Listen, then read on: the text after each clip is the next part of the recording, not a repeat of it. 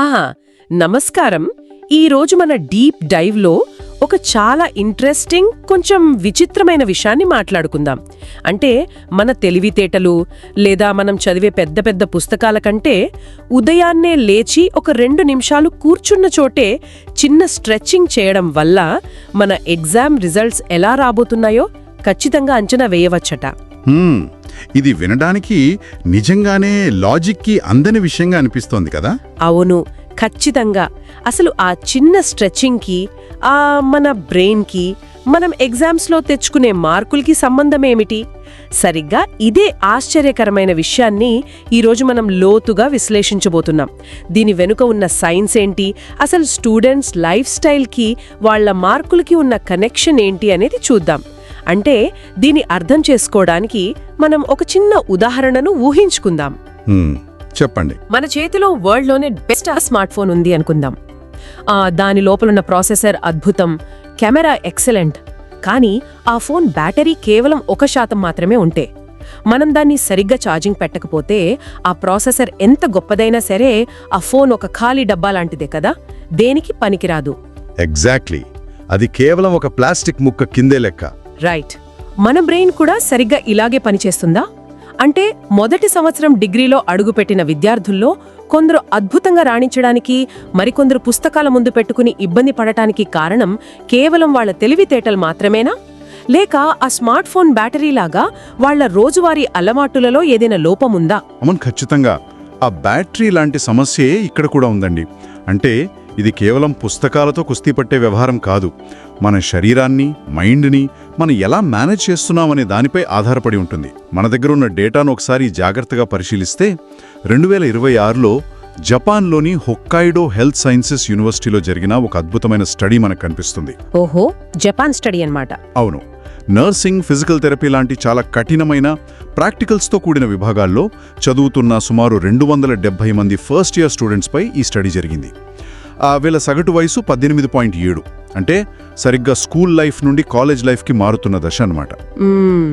చాలా crucial age అది. నిజమే.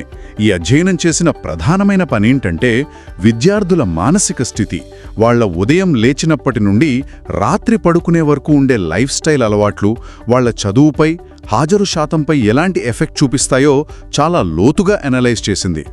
ఒక విద్యార్థి భవిష్యత్తును ముందుగానే అంచనా వేయగల సూచికలు ఏమైనా ఉన్నాయా అని కనుక్కోవడమే దీని మెయిన్ టార్గెట్. సరే, ఇది నిజంగా చాలా ఇంట్రెస్టింగ్గా ఉంది. ఈ డేటాని మనం కాస్త వివరంగా విశ్లేషిద్దాం. అంటే వాళ్ల డైట్, ఎక్సర్సైజ్ లాంటి అలవాట్ల గురించి మాట్లాడుకునే ముందు అసలు ఈ విద్యార్థులను ఉదయాన్నే లేచి క్లాస్కి వెళ్లేలా నడిపించే ఆ డ్రైవింగ్ ఫోర్స్ ఏంటో అర్థం చేసుకోవాలి కదా. ఈ స్టడీలో నాకు బాగా ఆశ్చర్యం కలిగించిన విషయం ఒకటుంది. వాళ్ళు మోటివేషన్ని 2 భాగాలుగా విడదీశారు. రైట్.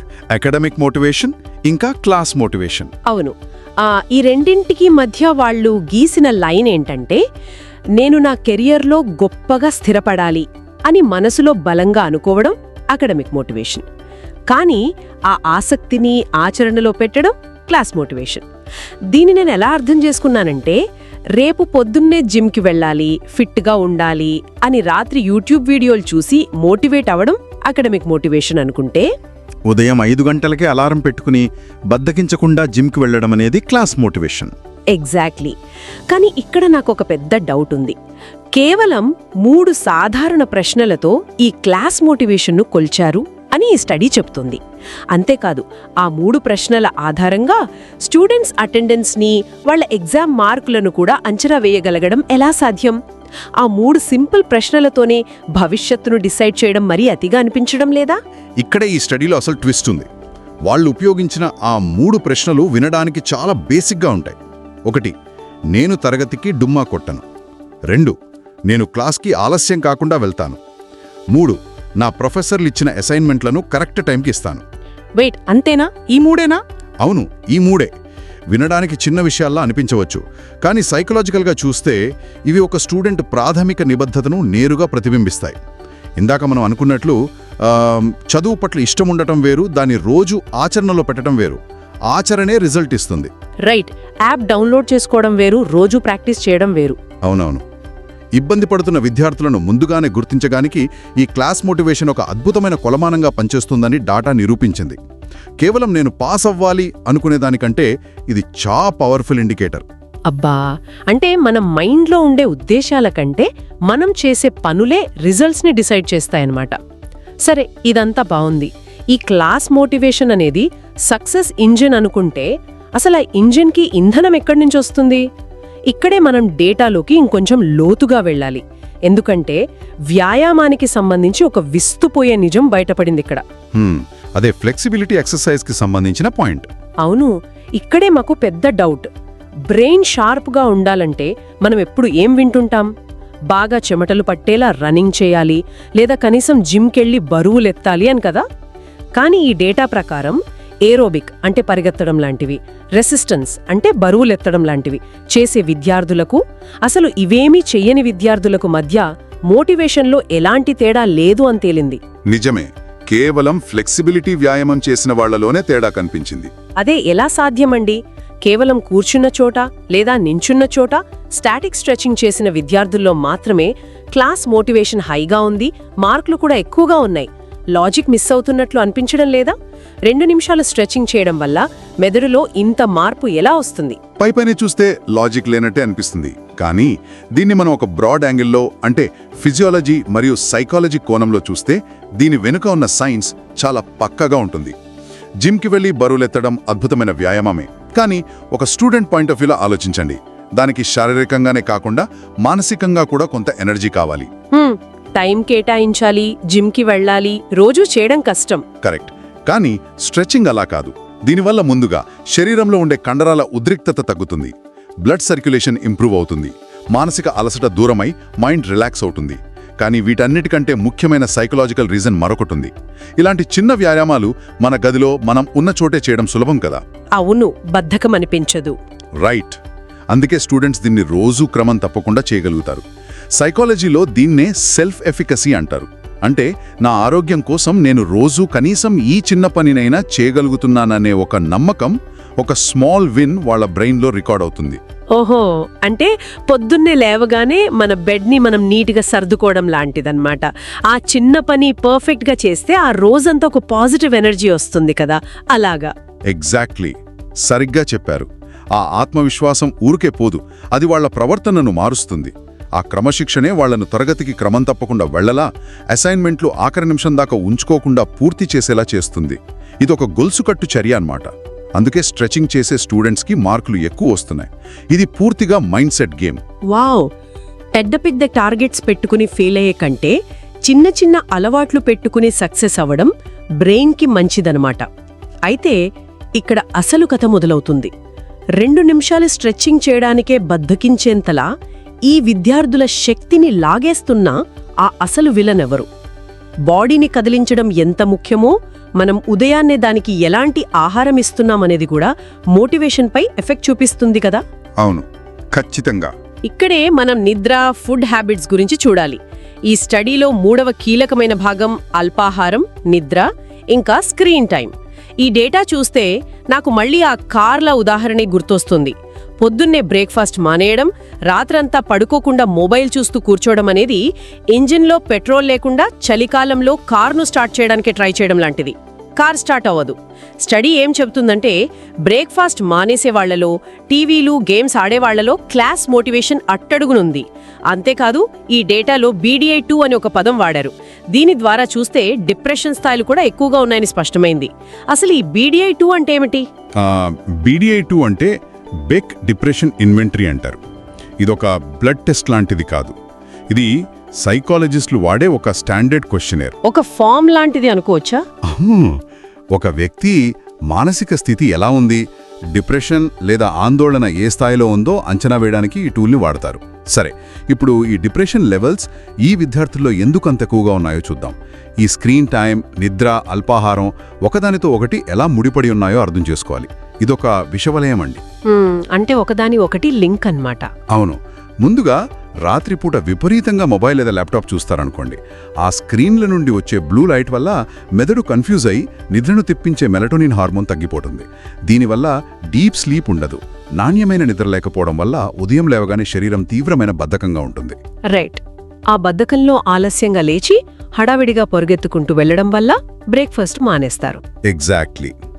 ఇక్కడ ఒక సైంటిఫిక్ వాస్తవం ఏమిటంటే మనం రాత్రి పడుకున్నప్పుడు శరీర ఉష్ణోగ్రత తగ్గుతుంది.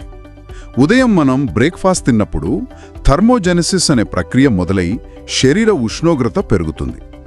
ఈ టెంపరేచర్ పెరిగినప్పుడే మన బ్రెయిన్కి మనం నిద్రలేచాము, ఇప్పుడు యాక్టివ్గా పనిచేయాలి అనే సిగ్నల్ వెళ్తుంది. ఓహో, అంటే ఫుడ్కి బ్రెయిన్ యాక్టివ్ అవ్వడానికి లింక్ ఉందన్నమాట. అవునండి. అల్పాహారం మానేస్తే ఆ బాడీ టెంపరేచర్ పెరగదు, బ్రెయిన్ స్లీప్ మోడ్లోనే ఉండిపోతుంది. మెదడు చురుకుగా లేనప్పుడు క్లాస్కి వెళ్ళాలి అనే మోటివేషన్ అసలు ఎక్కడి నుంచి వస్తుంది? రాదు కదా. సో ఈ స్క్రీన్ టైం, నిద్రలేమి, బ్రేక్ఫాస్ట్ మానేయడం ఇవన్నీ విడివిడి సమస్యలు కావు, ఒకే దారానికి కట్టిన ముడులు. వీటి వల్లే ఆ BDI2 స్కోర్లు కూడా అంత ఎక్కువగా కనిపిస్తున్నాయి. అబ్బా, నిజంగా ఇదొక డేంజరస్ గొలుసుకట్టు చర్య. రాత్రి చూసే మొబైల్ స్క్రీన్ మరుసటి రోజు బ్రెయిన్ టెంపరేచర్ని ఆపేసి ఎగ్జామ్లో ఫెయిల్ అయ్యేలా చేస్తుందన్నమాట. సరే, ఇప్పుడు సమస్య ఎక్కడుందో తెలిసింది, ఆ సైంటిఫిక్ లింక్ ఏంటో తెలిసింది. కానీ ఇప్పుడు నాకు ప్రాక్టికల్ డౌట్ ఉంది. ఈ వలయంలో అప్పటికే చిక్కుకున్న విద్యార్థులను బయటకు తీసుకురావడం ఎలా? 18 ఏళ్ల కుర్రాళ్ళకి వెళ్లి మొబైల్ చూడొద్దు, బ్రేక్ఫాస్ట్ తిను అని చెప్తే ఎవరైనా వింటారా? వినరు, ఖచ్చితంగా వినరు. మరి ఈ డేటాను ఆచరణలో పెట్టడం ఎలా? ఇక్కడే ఈ అధ్యయనం హెల్త్ బిలీఫ్ మోడల్ అనే పదాన్ని వాడింది. మార్గదర్శకత్వం ఇవ్వాలని సూచించింది. అంటే ఏంటి? యూనివర్సిటీలు వాళ్ల మైండ్ సెట్ని ఎలా మార్చాలి? మీరన్నట్లు కేవలం సలహాలిస్తే ఈ వయసులో ఎవరూ వినరు. ఈ హెల్త్ బిలీఫ్ మోడల్ అనేది సరిగ్గా ఆ సైకలాజికల్ పనే చేస్తుంది. ఈ మోడల్ సారాంశం ఏంటంటే మనుషులు ఇది మంచిది అని చెబితే మారరు, ఇది చెయ్యకపోతే నాకు ఎంత నష్టం అని లాజికల్గా అర్థమైనప్పుడే మారతారు. అంటే భయం పుట్టించాలా? భయం కాదు, వాస్తవం చూపించాలి. విద్యార్థులు ఫస్ట్ సెమిస్టర్లో ఉన్నప్పుడే వాళ్లకు కేవలం సిలబస్ గురించి కాకుండా ఈ లైఫ్ స్టైల్ గురించి ఒక ఓరియంటేషన్ ఇవ్వాలి. వాళ్లకు పర్సీవ్డ్ సివియారిటీ అంటే ఈ అలవాట్ల వల్ల ఫ్యూచర్లో వచ్చే నష్టాల తీవ్రతను డేటాతో సహా చెప్పాలి. నువ్వు బ్రేక్ఫాస్ట్ మానేస్తే ఆకలి వేస్తుంది అని కాదు, నీ బాడీ టెంపరేచర్ పెరగదు, బ్రెయిన్ ఫోకస్ చేయదు, చివరికది నీ కెరీర్ను ఎలా నాశనం చేస్తుందో ఈ డేటా చూడండి అని శాస్త్రీయంగా వివరించాలి. రైట్, వాళ్ళకి ఆ కనెక్షన్ అర్థమయ్యేలా చేయాలి. అవును, కేవలం బాగా చదువుకోండి అని ఒత్తిడి చేయడం మానేసి ఈ అలవాట్లను ఎలా మేనేజ్ చేసుకోవాలో ప్రాక్టికల్గా నేర్పించాలి. కొద్దిపాటి స్ట్రెచ్చింగ్ ఎలా చేయాలి, బ్లూ లైట్ లేకుండా నిద్రని ఎలా ప్లాన్ చేసుకోవాలి అనేవి కరిక్యులంలోనే భాగం చేయాలి. అప్పుడే మార్పు వస్తుంది. అర్థమైంది. అంటే బాగా చదవండి అని అరిచే బదులు వాళ్ళ లైఫ్ స్టైల్ ఇంజనీరింగ్ మీద ముందు ఫోకస్ పెట్టాలన్నమాట. ఒక విద్యార్థి సక్సెస్ అనేది బోర్డు మీద జరిగే పాఠాలపై మాత్రమే కాకుండా వాళ్ళు తమ గదిలో ఏకాంతంగా చేసే చిన్న పనులపైనే ఆధారపడి ఉందన్నమాట. సరే, ఇప్పుడు ఈ డీప్ డైవ్ విశ్లేషణను ఒకసారి మనం సమ్మరైజ్ చేద్దాం. తప్పకుండా. ఈరోజు మనం నేర్చుకున్న అతి ముఖ్యమైన విషయం ఏంటంటే చదువులో రాణించడానికి క్లాస్ మోటివేషన్ అంటే ఆచరణ అనేది అసలైన పునాది. కేవలం 3 బేసిక్ పనులు: క్లాస్కి వెళ్లడం, సమయానికి వెళ్లడం, అసైన్మెంట్లు ఇవ్వడం. ఈ పునాదిని పటిష్టంగా ఉంచుకోవాలంటే ఉదయాన్నే కాస్త స్ట్రెచింగ్ చేయడం, బ్రేక్ఫాస్ట్ మానకుండా తినడం, స్క్రీన్లకు దూరంగా ఉండే రాత్రి నాణ్యమైన నిద్రను పొందడం చాలా ముఖ్యం. ఇవే వాళ్ల భవిష్యత్తును కాపాడతాయి. కరెక్ట్గా చెప్పారు. అయితే ఇక్కడ మనం గుర్తుపెట్టుకోవాల్సిన ఇంకో విషయం ఉంది. ఈ సూత్రాలు కేవలం కాలేజీకి వెళ్లే ఆ 18 ఏళ్ల విద్యార్థులకే పరిమితం అని మనం పొరపాటు పడకూడదు. మానవ శరీర ధర్మం అందరికీ ఒకటే కదా. నిజమే, పెద్దవాళ్లకి కూడా వర్తిస్తుంది. అవును, మనం కొత్తగా ఏదైనా నేర్చుకుంటున్నప్పుడు లేదా ఆఫీసులో ప్రాజెక్ట్స్ డెడ్లైన్స్తో పోరాడుతున్నప్పుడు కూడా మన లైఫ్ స్టైల్ అలవాట్లే మన ఉత్సాహాన్ని శాసిస్తాయి. సరైన ఇంధనం ఇవ్వకుండా మన మెదడు అద్భుతంగా పనిచేయాలని ఆశించడం అసాధ్యం. ఆ చిన్న స్ట్రెచ్చింగ్, ఆ బ్రేక్ఫాస్ట్ మన మానసిక స్థితిని ఎలా బ్యాలెన్స్ చేస్తాయో ఈ డేటా స్పష్టంగా చూపించింది. 100% నిజమండి. మన బ్యాటరీ ఛార్జింగ్ ఫుల్గా ఉంటేనే ఏదైనా చేయగలం. సరే, ఈ డీప్ డైవ్ని ముగించే ముందు నా మదిలో మెదులుతున్న ఒక ఆసక్తికరమైన ప్రశ్నను మీ ముందుంచుతున్నాను. వింటున్న ప్రతి ఒక్కరూ దీని గురించి కాస్త ఆలోచించాలి. కేవలం ఉదయాన్నే కొన్ని స్ట్రెచింగ్ వ్యాయామాలు చేయడం, మొబైల్ పక్కన పెట్టి నిద్రపోవడం, బ్రేక్ఫాస్ట్ తినడం అనే చిన్న విషయాలు ఒక స్టూడెంట్ భవిష్యత్తును, డిప్రెషన్ లెవెల్స్ని అంత పాజిటివ్గా మార్చగలిగితే, ఈ రోజుల్లో కార్పొరేట్ ప్రపంచంలో మనం అందరం తరచున అనుభవిస్తున్న ఒక పెద్ద పదం బర్న్అవుట్. అంటే పని పట్ల ఆసక్తి పూర్తిగా సన్నగిల్లడం కదా? అవును, విపరీతమైన ఒత్తిడి ఫీల్ అవ్వడం. అసలు ఈ బర్నౌట్ అనేది నిజంగా మన కెరియర్లో ఉన్న సమస్య, లేక ఆ కాలేజ్ విద్యార్థుల్లాగే కేవలం మన జీవనశైలి అలవాట్లలో ఉన్న లోపమా? సరైన నిద్ర లేకపోవడం, ఉదయం హడావిడిగా పరుగెత్తుతూ బ్రేక్ఫాస్ట్ స్కిప్ చేయడంలో ఉన్న లోపమా? మన కెరియర్ సమస్యలు, మన స్ట్రెస్కి అసలు మూలాలు మన ఆఫీస్ డెస్క్ మీద ఉన్నాయా, లేక మన ఇంట్లో మన డైనింగ్ టేబుల్ మీద, మన బెడ్రూమ్లో ఉన్నాయా? ఒక్కసారి ఆలోచించండి. మళ్ళీ ఇంకో ఇంట్రెస్టింగ్ డీప్ డైవ్తో కలుద్దాం. వస్తానండి. నమస్కారం.